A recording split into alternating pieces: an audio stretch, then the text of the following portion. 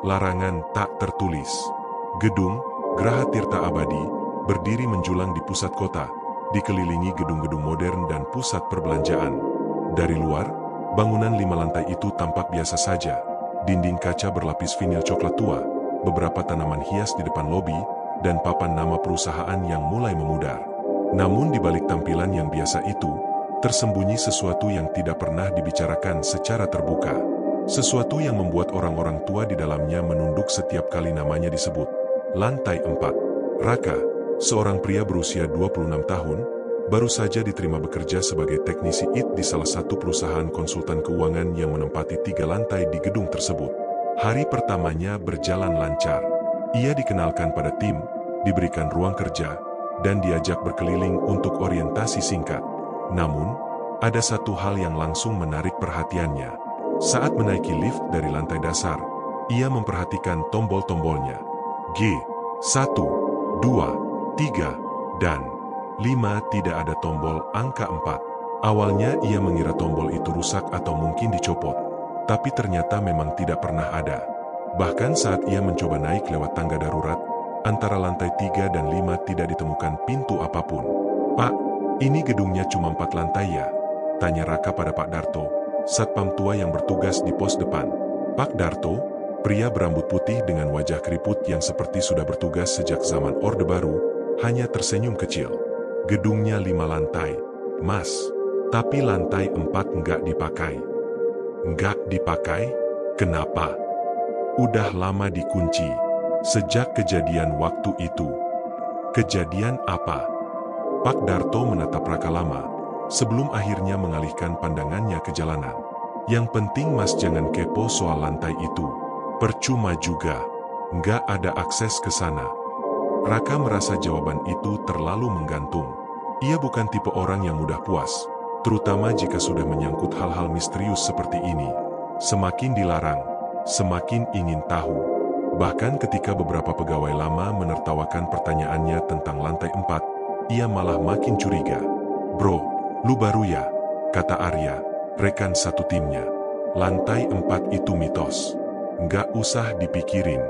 Dulu katanya pernah kebakaran, tapi yang aneh, lantai di atasnya masih bagus. Jadi, ya gitu deh." "Emang ada yang pernah masuk ke sana?" "Nggak ada. Lift nggak berhenti di situ. Tangga juga langsung loncat ke 5. Emang desainnya kayak gitu. Katanya sih Feng Shui. Angka 4 kan sial di budaya Tionghoa." Penjelasan itu terdengar logis, tapi masih tidak menjawab semuanya. Kalau memang hanya karena kepercayaan, kenapa lantai itu masih terlihat dari luar? Kenapa jendela-jendelanya selalu tertutup tirai tebal berwarna hitam? Dan yang paling aneh, mengapa saat malam hari, Raka sempat melihat cahaya redup dari balik jendela lantai itu, padahal tidak ada yang bekerja di sana? Ia mencoba mencari tahu lebih dalam. Di ruang arsip, ia membuka peta denah bangunan yang sudah menguning termakan usia. Di sana, tercatat 5 lantai lengkap dengan detail tata ruangnya. Tapi yang aneh, lantai 4 hanya diberi tanda silang besar berwarna merah, tanpa keterangan apapun. Raka makin penasaran.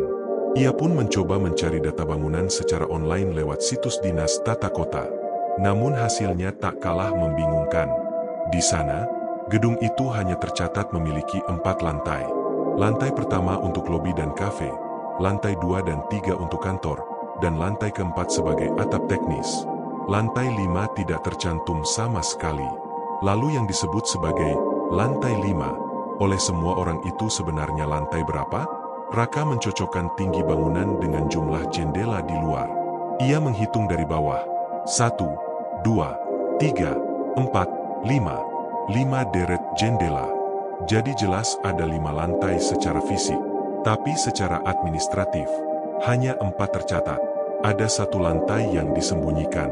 Malam itu, saat sebagian besar pegawai sudah pulang, Raka naik ke lantai 5 sendirian. Ia ingin memastikan sendiri. Ia melangkah pelan di koridor sepi. Langit di luar sudah gelap, dan hanya suara AC sentral yang terdengar menderu pelan. Ia menuruni tangga ke bawah, ke lantai 4, tapi seperti sebelumnya, tidak ada pintu di dinding antara lantai 3 dan 5. Namun, saat ia memperhatikan lebih dekat, ia melihat bekas garis samar pada dinding. seperti jejak pintu yang pernah ditutup rapat dengan semen dan cat. Seolah memang ada pintu di sana, tapi telah disamarkan. Tangannya terulur menyentuh tembok itu. Dingin, lembab. Ia menempelkan telinganya, mencoba mendengar sesuatu. Dan saat itulah, dari balik dinding, terdengar suara langkah kaki. Langkah perlahan, berirama, seperti seseorang berjalan bolak-balik di dalam ruangan gelap. Suara itu sangat nyata. Tidak mungkin berasal dari ruangan lain. Raka mundur cepat. Jantungnya berdegup kencang. Ia melirik sekeliling, tapi lorong itu tetap kosong. Tak ada siapa-siapa. Ia berlari kembali ke lantai 5 dan buru-buru masuk lift, menekan tombol G dengan jari gemetar. Di dalam lift, saat pintu mulai menutup, ia melihat ke layar indikator lantai. Angka berubah dari 5 ke 3. Ia menunggu angka 2, tapi yang muncul di layar adalah 4. Dan sesaat sebelum pintu lift terbuka, lampunya padam. Gelap total. Gelap. Lampu lift padam, dan suara deru mesin mendadak berhenti. Raka berdiri mematung di tengah kabin sempit, hanya ditemani suara napasnya sendiri yang memburu cepat. Ia mencoba meraba-raba tombol dengan gemetar, menekan tombol G berulang kali. Tak ada reaksi. Indikator digital di atas pintu menghilang, hanya suara hening yang tersisa. Ponselnya dikeluarkan, dan untungnya masih menyala. Ia menyalakan senter dan mengarahkan cahaya ke panel lift. Semua tombol menyala, kecuali satu. Tidak ada tombol angka 4. Tapi tadi jelas, angka 4 muncul di indikator lantai. Ia menggertakkan gigi, lalu menyorotkan cahaya ke sekitar. Panel kontrol lift tampak aneh. Ada celah kecil di sisi kanan yang biasanya tertutup pelat besi. Raka yang terbiasa membongkar server dan perangkat keras, langsung tahu, itu celah servis. Tanpa pikir panjang, ia membuka kotak tool kecil dari ranselnya, mengambil obeng pipih, dan menyelipkannya ke celah. Dengan sedikit usaha, pelat kecil itu terangkat. Di baliknya terdapat sekumpulan kabel dan, di sisi dalam, satu tombol tersembunyi, tanpa label, berwarna hitam dan nyaris menyatu dengan dinding. Tangannya ragu, tapi rasa penasaran mengalahkan ketakutan. Ia menekan tombol itu pelan. Tiba-tiba, suara mekanik lift terdengar lagi. Mesin bergerak, perlahan. Cahaya di dalam kabin menyala redup. Indikator digital kembali menyala. Dan di sanalah ia melihatnya lagi.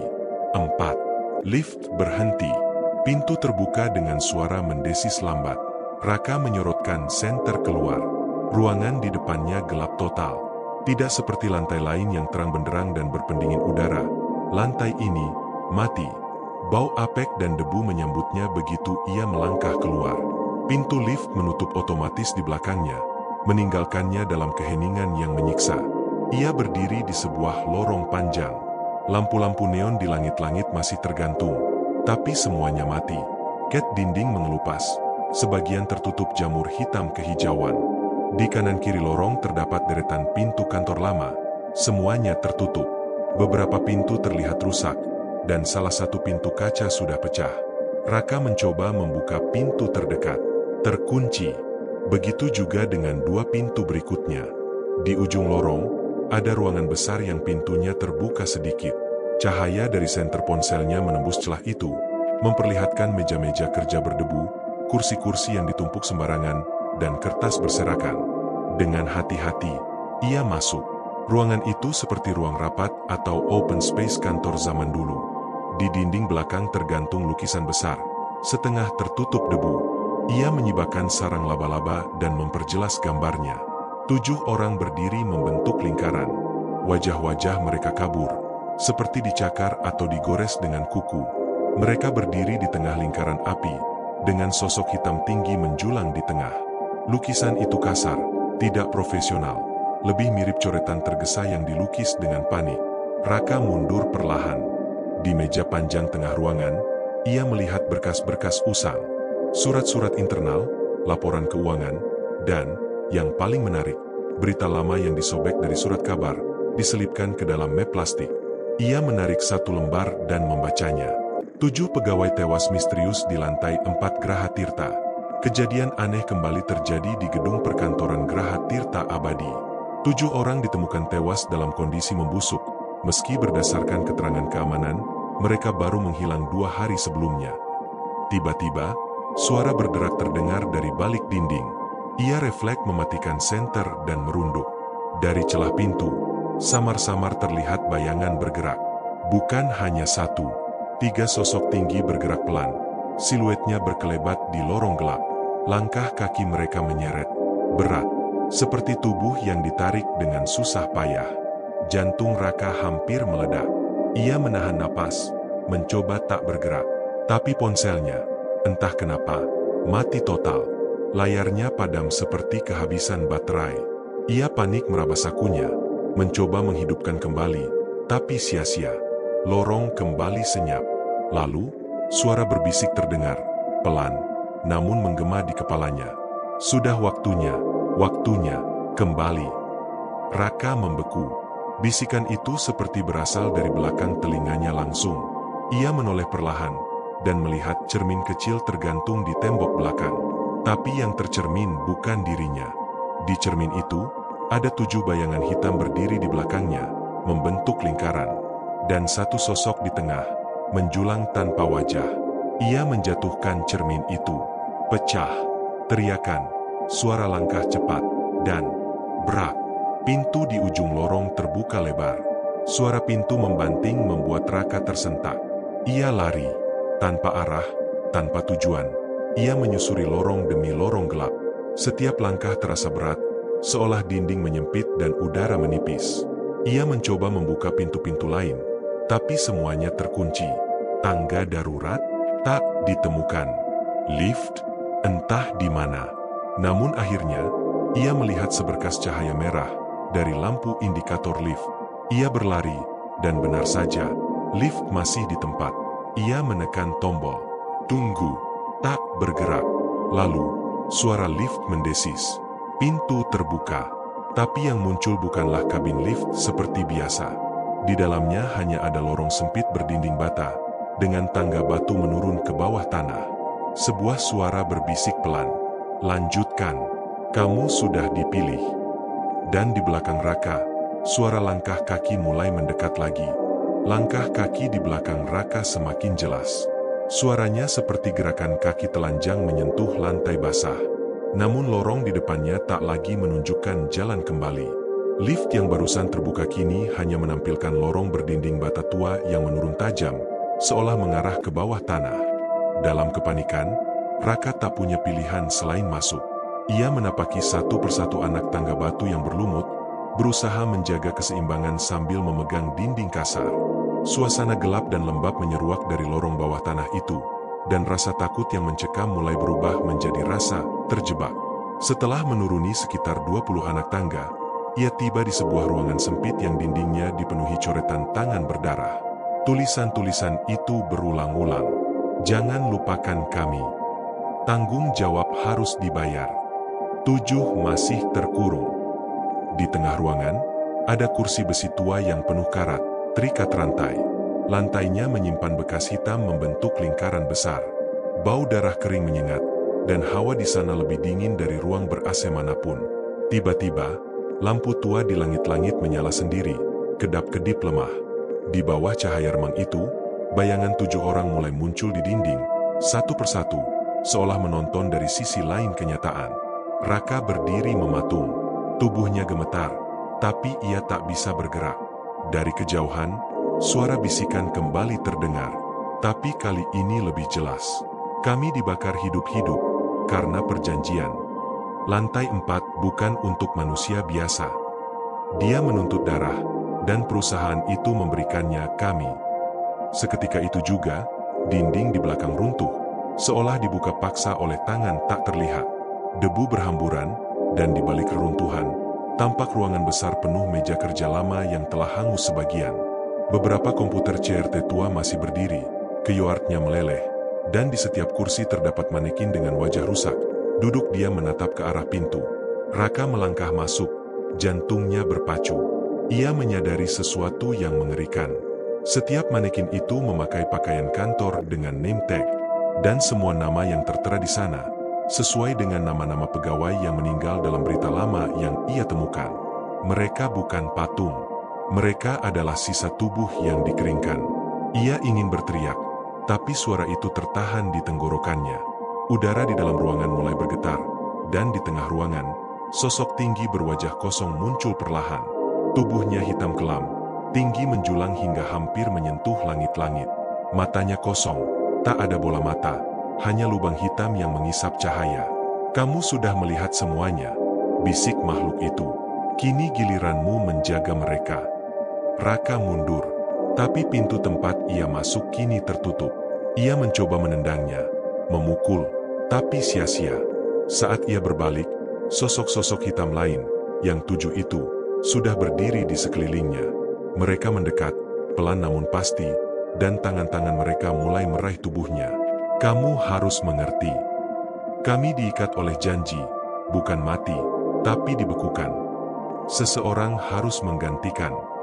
Dan kamu memenuhi syarat."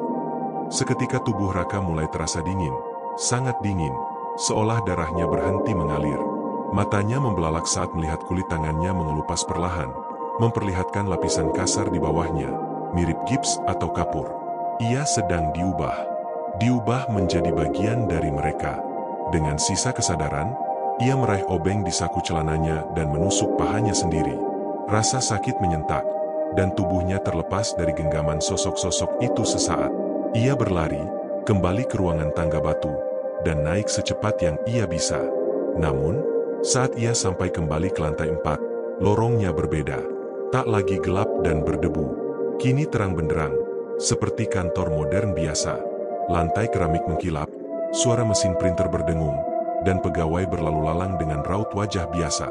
Ia berdiri bingung, napas tersengal, tubuh masih penuh debu. Seorang wanita berseragam menghampirinya. "Pak Raka, Anda telat briefing. Silakan masuk ke ruang meeting 4A. Maaf, ini lantai berapa?" Wanita itu tersenyum. "Lantai 4, Pak. Semua meeting hari ini di sini." "Lantai 4? Bukankah tadi dia?" Sebelum ia bisa berkata apa-apa lagi, seorang pria bersetelan rapi memanggil dari ujung lorong. "Pak Raka, selamat bergabung. Kami tunggu presentasinya." Raka melangkah pelan, menuruti mereka masuk ke ruang meeting. Ruangan itu modern, bersih, dan tampak baru direnovasi. Tapi saat ia duduk dan melihat ke dinding kaca di belakang ruang rapat, ia melihat pantulan 7 bayangan berdiri di belakang mereka semua. Raka duduk di ruang rapat lantai 4, tubuhnya masih gemetar. Ia menatap sekeliling, dinding putih bersih, layar proyektor modern, dan 8 orang berpakaian rapi duduk mengelilingi meja. Namun suasana terasa terlalu sempurna. Seorang pria berambut putih rapi, mengenakan setelan jas hitam, berdiri dan membuka rapat. "Selamat datang kembali, Pak Raka. Terima kasih telah memenuhi panggilan kami." Raka mengernyit. "Maaf, saya rasa ada kesalahan. Saya hanya IT support dari vendor luar. Saya kesini tadi hanya untuk..." "Tenang," potong pria itu sambil tersenyum. "Bapak dipanggil bukan karena posisi, tapi karena warisan." Raka merasa seluruh darah di tubuhnya berhenti mengalir. "Warisan?" Pria itu mengangguk. "Bapak Putra Wibowo adalah ayah Anda, bukan?" Itu nama yang sudah lama ia kubur. Putra Wibowo, ayah yang meninggalkannya dan ibunya sejak ia masih kecil. Orang yang dikabarkan hilang, tak pernah kembali. Ibunya hanya bilang, "Ayahmu kerja di tempat yang salah." Dia salah satu pendiri Graha Tirta, dan salah satu pemegang kontrak, lanjut pria itu. "Kontrak? Kontrak dengan siapa?" tanya Raka, pelan. Pria itu menatapnya lekat-lekat, lalu berkata, "Dengan yang menjaga lantai 4, yang menjaga agar perusahaan ini tak pernah bangkrut, tak pernah digugat, dan selalu tumbuh. Tapi tiap keberhasilan butuh bayaran. 7 pegawai per 7 tahun. Darah, jiwa." Raka berdiri, hampir terjatuh karena lemas. "Ini gila. Ini bukan kenyataan." "Tapi Bapak sudah melihat lantai 4 yang sebenarnya, bukan?" ucap pria itu tenang. "Bapak melihat mereka yang dulu dijadikan tumbal. Mereka belum pergi. Mereka hanya menunggu." Pintu ruang rapat tiba-tiba tertutup otomatis. Suasana berubah mencekam. Lampu mulai meredup. Orang-orang di meja mulai berubah. Wajah mereka memudar. Kulit mengelupas. Mata kosong. Mereka bukan manusia. Pria di ujung meja masih berdiri, tapi wajahnya kini memperlihatkan wujud aslinya. Kulit pucat abu-abu, mata hitam tak berujung, dan senyum yang tak manusiawi. Setiap kontrak perlu penerus. Dan putra dari pemegang kontrak sebelumnya adalah penerus sah. Raka mencoba melarikan diri, tapi tubuhnya berat. Seolah kakinya tertambat ke lantai. Ia melihat tangan-tangannya, urat-urat membiru dan kuku-kukunya menghitam. Perlahan, tubuhnya bereaksi terhadap sesuatu. Sesuatu yang sudah dimulai sejak ia menekan tombol tersembunyi di lift. Kontrak itu sudah aktif kembali. "Kenapa saya?" teriak Raka. Pria itu menjawab, "Karena ayahmu yang memutuskan keluar dari kontrak membelot. Maka kamu, darahnya, harus menebus kesalahan itu. Dan waktunya sudah tiba." Lampu ruangan padam total. Hanya suara napas berat dan langkah kaki terdengar. Dalam gelap, Raka meraba-raba, lalu tangan seseorang, atau sesuatu, menyentuh bahunya. Ia menoleh dan mendapati 7 sosok itu, kini sangat dekat, mengelilinginya, menatap tanpa wajah. Lalu semua kembali terang. Ia kini berdiri, di tengah lobi Graha Tirta. Hari cerah, pegawai berlalu lalang seperti biasa. Tak ada tanda-tanda kengerian tadi. Ponselnya menyala kembali, menunjukkan waktu pukul 8.45 pagi. Hari Senin. Apakah itu mimpi? Ia meraba tubuhnya. Normal. Tapi saat ia melihat ke lift, lantai 4 ada di tombolnya sekarang. Seperti bagian biasa dari bangunan. Penasaran, ia mencoba naik ke atas. Saat pintu terbuka, lantai 4 tampil seperti lantai kantor biasa. Tapi ada yang aneh. Semua wajah pegawai yang ia lihat di ruang rapat muncul kembali di sini. Mereka berjalan seperti biasa, tapi mata mereka kosong, hampa. Ia menyelinap masuk ke ruangan yang tadi ia datangi. Di meja tengah, ia menemukan map dokumen bertuliskan kontrak generasi baru, Raka Putra Wibowo. Tangannya gemetar saat membuka lembar pertama. Di dalamnya, tertulis nama-nama yang ia kenal, temannya sesama teknisi, sopir logistik, bahkan petugas kebersihan. Semuanya disilang merah, dan tertulis kata, calon tumbal. Ia ingin kabur, tapi seseorang berdiri di pintu ruangan, pria tua dari ruang rapat tadi. "Bapak sekarang bagian dari kami, tak bisa keluar. Kontrak mengikat jiwa, bukan tubuh." "Tidak, saya bukan ayah saya." "Tidak," jawab pria itu, "tapi darahmu sudah terikat." Ruangan bergetar, cahaya meredup, dan dari balik dinding-dinding kaca, 7 bayangan kembali muncul, kali ini bergerak cepat, mendekat, seolah akan menyatu dengan tubuh Raka. Namun tiba-tiba, seseorang menarik Raka keluar ruangan. Seorang wanita muda dengan badge, dia HRD. Wajahnya panik. "Ikut aku kalau kamu mau hidup." Mereka lari menembus lorong, masuk ke tangga darurat. Suara dari lantai 4 menggelegar. Dinding-dinding mulai berubah, menjadi gelap, retak, seperti dunia itu mulai menampakkan wajah aslinya. "Apa yang terjadi?" tanya Raka terengah. Dia menjawab cepat, "Aku dulu anak dari satu pegawai tumbal. Aku selamat, tapi aku tahu segalanya. Kamu penerus terakhir. Mereka tidak butuh 7 korban lagi, mereka hanya butuh 1, kamu, untuk menutup kontrak sepenuhnya." "Tutup, bagaimana caranya?" Dia membuka kalungnya dan memperlihatkan sebuah kunci kecil berbentuk segitiga, lalu berkata, "Dengan membuka pintu asal mereka, dan menghancurkannya dari dalam." Raka dan dia berlari menuruni tangga darurat, menuju basement terdalam gedung Graha Tirta. Suara dari lantai 4 menggema hingga ke tulang. Suara lolongan, tangisan, dan tawa. Tawa panjang dan rendah. Seperti sesuatu yang telah tidur selama puluhan tahun, kini bangkit kembali. "Kunci ini hanya bisa digunakan sekali," kata dia sambil menunjukkan liontin segitiga itu. "Ayahku mencurinya sebelum dia dibawa." Raka tak berani bertanya lebih jauh. Ia hanya mengikuti dia menembus lorong yang tak pernah ia tahu ada. Di balik ruang genset, mereka mendorong rak besi besar, dan tampak sebuah pintu tua dari kayu jati, tak bertulisan, tak bernomor. Namun ada simbol aneh di atasnya. 3 lingkaran saling bertaut, seperti pola segel kuno. "Ini pusat kontraknya?" tanya Raka. Dia mengangguk. Di balik pintu ini, semua perjanjian dibuat. Semua tumbal dikirim. Ini bukan tempat, ini perbatasan. Raka menggenggam liontin kunci itu. Tangan dia memegang pundaknya. "Begitu kamu buka, kamu tidak boleh ragu. Karena setelah masuk, tak ada jalan mundur." Dengan napas tercekat, Raka memasukkan kunci itu ke celah pintu. Klik. Pintu terbuka perlahan, mengeluarkan derit pelan, dan aroma tanah basah serta besi tua menyeruak. Di dalamnya bukan lagi ruang biasa.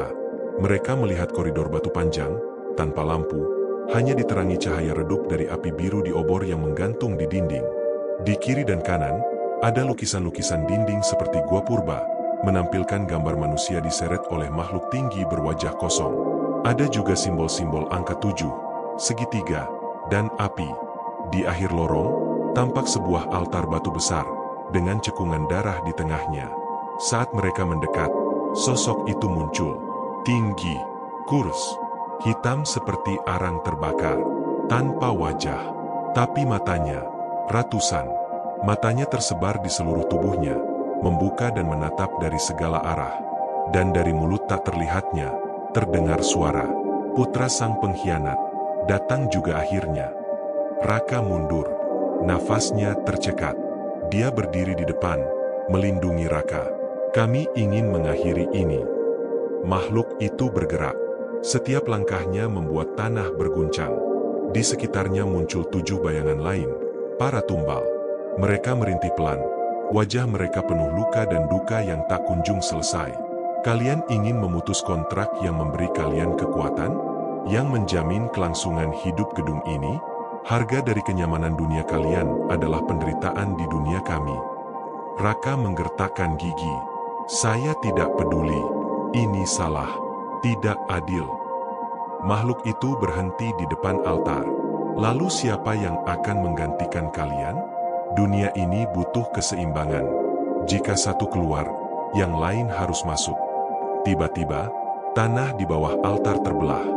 Dari dalamnya muncul ruang tak berdasar, seperti lubang hitam, penuh jeritan dan cahaya merah membara. Bau daging terbakar menguar. Lubang itu adalah sumber kontrak. "Raka, sekarang!" teriak dia. Raka berlari ke altar, menggenggam liontin itu, dan menusukkannya ke batu tengah altar. Makhluk itu mengaum. Seluruh lorong berguncang. Dinding mulai runtuh. Sosok-sosok tumbal menjerit, bukan marah, tapi seperti dibebaskan. Mereka menghilang satu persatu, menyatu dengan api yang berkobar di altar. Tapi kontrak tak mau dilepaskan begitu saja. "Kau akan ikut dengan mereka jika berani memutusnya," teriak makhluk itu. Raka merasakan tarikan kuat dari lubang tak berdasar itu. Kakinya terangkat. Tangan-tangannya ditarik ribuan tangan tak terlihat. Namun dia menangis dan berteriak, "Tidak lagi." Dia mendorong tubuh Raka ke belakang, menggantikan posisi di altar, dan membiarkan dirinya diserap ke dalam lubang. "Da!" teriak Raka sekuat-kuatnya. Tapi sudah terlambat. Cahaya menyilaukan memenuhi lorong, suara teriakan berhenti, dan kemudian, semuanya hening. Raka tergeletak di lantai batu. Saat ia membuka mata, lorong itu sudah berubah menjadi ruang kosong penuh debu. Altar hancur, obor padam, dan pintu di belakangnya terbuka perlahan, memperlihatkan ruang genset yang biasa. Ia berdiri perlahan, tubuh lemas. Semua sudah berakhir. Beberapa bulan kemudian, Graha Tirta mengalami kebangkrutan misterius. Seluruh sistem digitalnya rusak tanpa sebab. Para direksi menghilang satu persatu. Bangunan itu kini kosong, terbengkalai, dan rencana pembongkaran sedang berlangsung. Raka tinggal di kota lain, bekerja sebagai teknisi lepas. Tapi setiap malam ia masih bermimpi. Dalam mimpinya, ia kembali ke ruang altar itu. Dan di sana, dia berdiri. Wajahnya tersenyum, tapi matanya menangis. "Aku janji, akan jaga mereka. Tapi kamu, Raka, jangan kembali ke lantai 4 walau dalam mimpi." Raka terbangun, keringat dingin membasahi tubuhnya. Ia menatap jendela apartemen. Hening, tapi di sudut kamarnya, Ada lift kecil mainan dari logam tua. Tak pernah ia beli. Tak tahu dari mana datangnya. Dan di tombol kecilnya, lantai 4 menyala merah.